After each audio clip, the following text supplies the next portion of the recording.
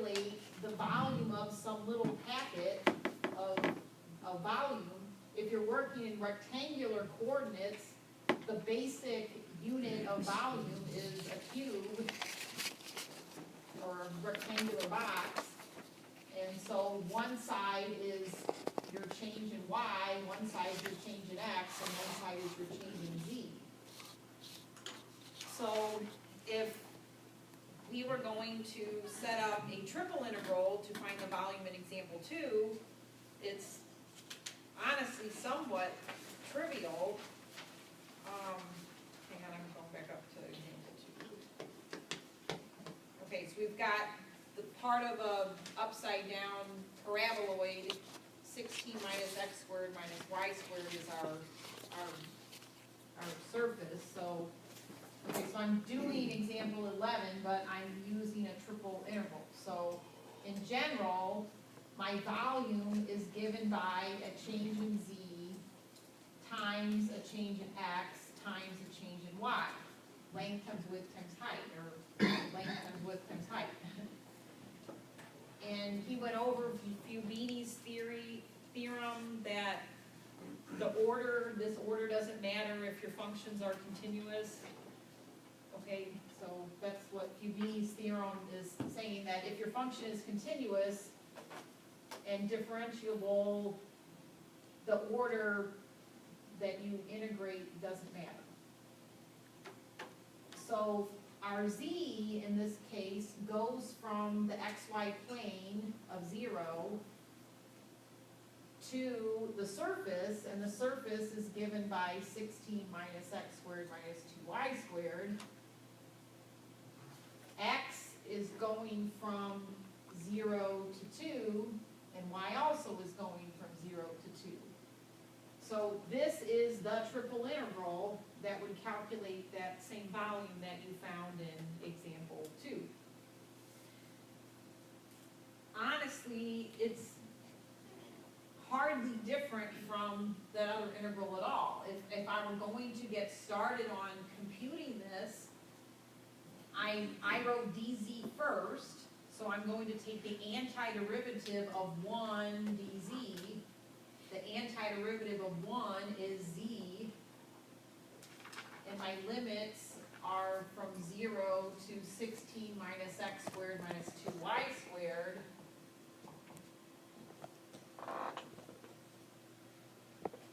Okay, so the antiderivative of dz is z.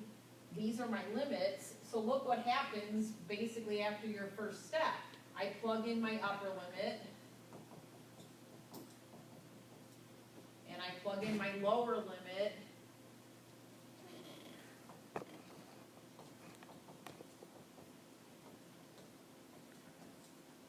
and look what you have. You have the same integral you set up when you set it up with a double integral. Pardon me? And we got 48. It's the same exact integral. I mean, once you do that first step and you find the antiderivative of 1 times dz, and then you plug in your limits, hey, it turns into the same integral you did in example 2.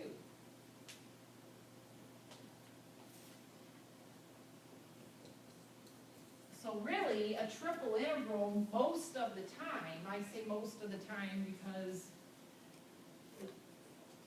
you could be calculating mass or center of, I mean, there could be other things you're calculating, and so I'm a little hesitant to say always, because somebody might come up with some example where it's not fitting my always. But a triple integral is really just a more condensed way to write down the same thing that's going on in a double integral.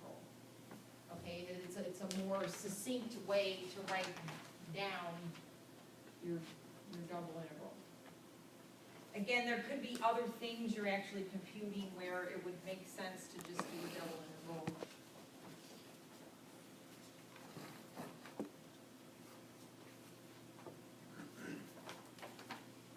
All right, so then we were going to do example 5, setting up a triple integral.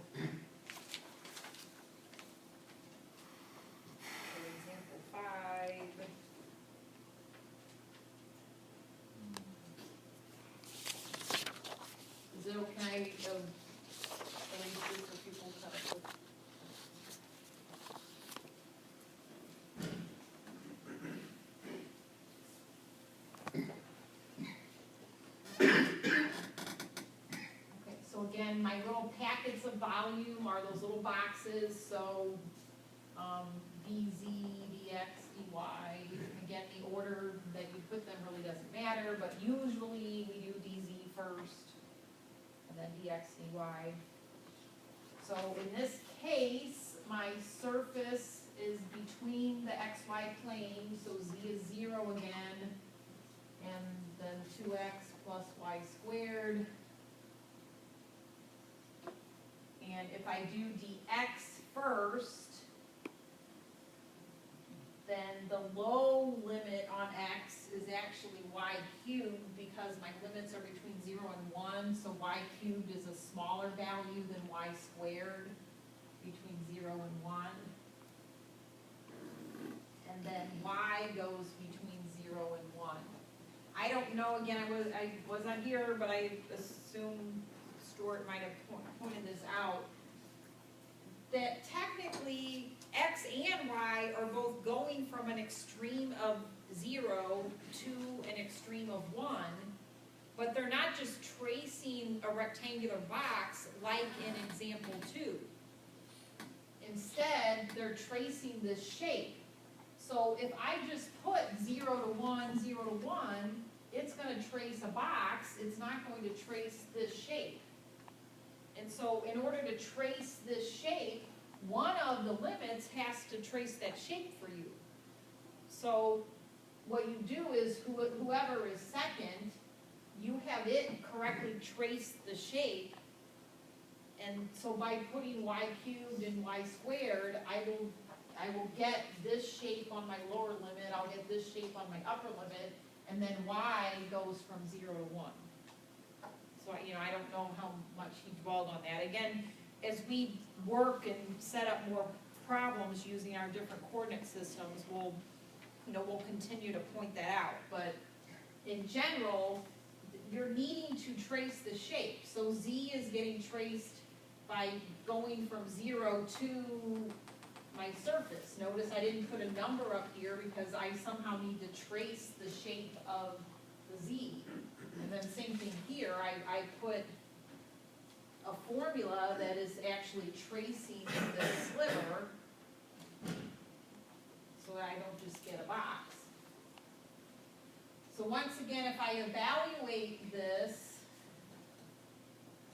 I have 1 times dz, the antiderivative of 1 is my variable, which is z in this case, and my limits were from 0 to 2x plus y squared, and when I plug my limits in, like in the problem we just did, it turns into the same problem as the double integral.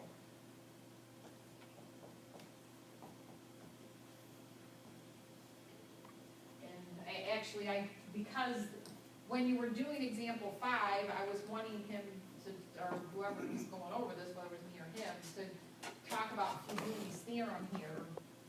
So if you were going to set it up, so I just don't know what happened Tuesday. Did you talk through how both are the same thing?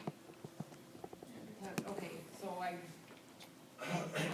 leave it. So notice I'm evaluating my triple integral, but notice it's turned into this same integral here. So again, a triple integral is really just a more succinct way to write out the information that's in a double integral. So what did you guys end up getting? 0.09?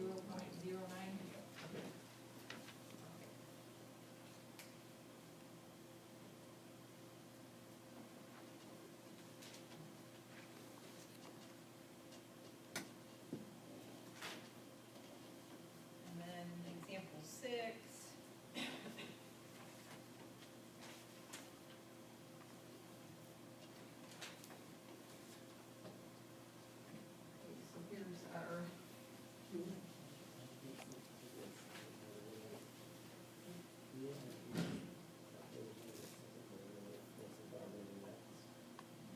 Okay, so here's my surface, and right now we're working with rectangular tonight. Like part of what we're going to do tonight is start the other coordinate systems But for this first introductory activity, we're just working with rectangular. So, you know, like the last two examples we did, I'm going to set up a little, you know, I'm gonna build the volume by little rectangular packets. And Z goes from 0 to y times e to the x. And x is, again, I need to trace this quarter circle, okay? So here's my quarter circle. So x is going from 0 to the quarter circle. So the equation of the quarter circle is x equals the square root of 25 minus y squared.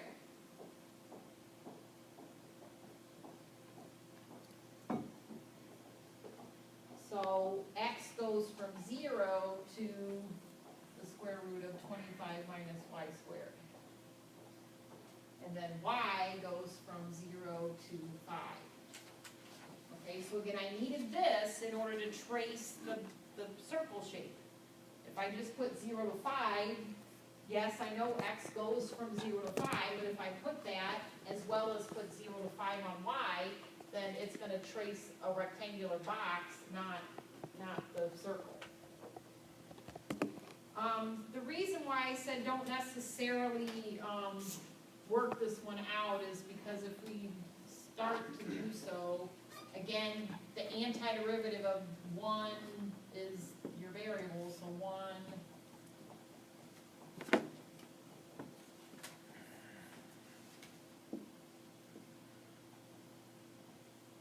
but why don't we can kind of work it out to some extent.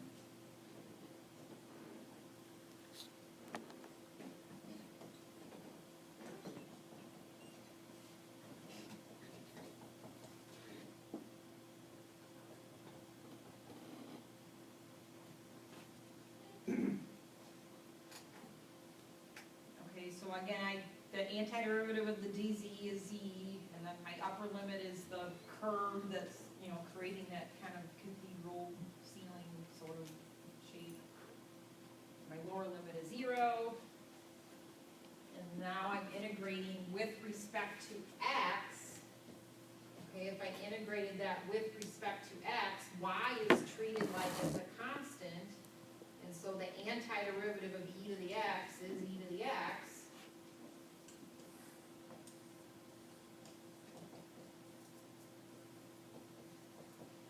And it's 25 minus y squared, correct? Yes, it should be y squared. Change them all down now.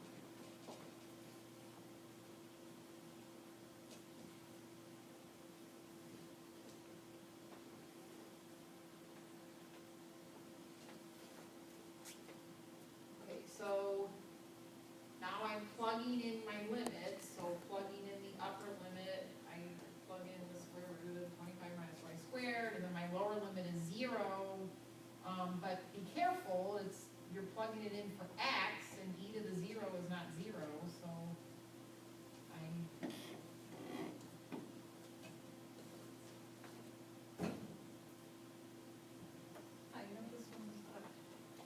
I kind of, when I was putting this together, I was trying to put something together that we'd have time for in class, and I was kind of looking, like, that might end up being a bad integral, but I actually don't, I think it's, well, wait a minute. Yeah, actually, it is gonna cause us some trouble, but I can finish off right now.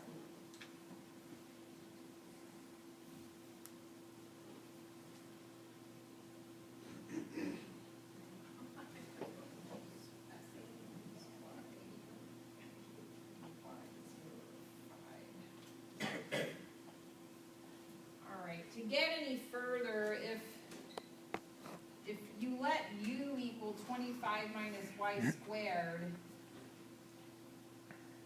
but it actually would need to equal that, because you have, well, okay, first of all, if I let u equal this, then du is negative 2y dy, so du divided by negative 2 is y dy, which is what I have there.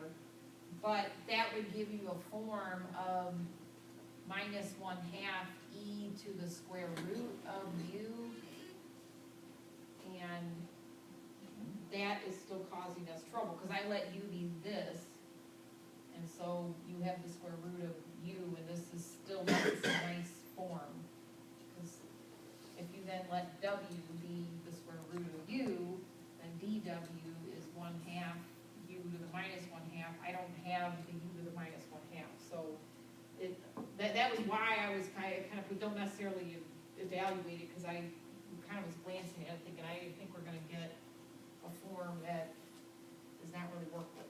But this would be a good place for us to pull up Mathematica and see what it does.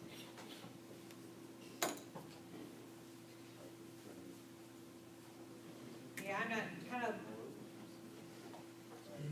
I think due to the other things I wanna spend time on tonight, it's possible, I have to sit here and think about it, but I don't know if we did some kind of trig substitution. There probably is a trig substitution we could do that might make it workable, but.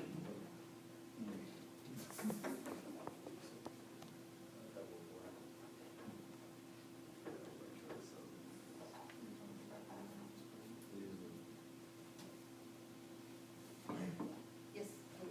Actually, you know what, I was gonna ask you, would it make it easier just taking the y out and making it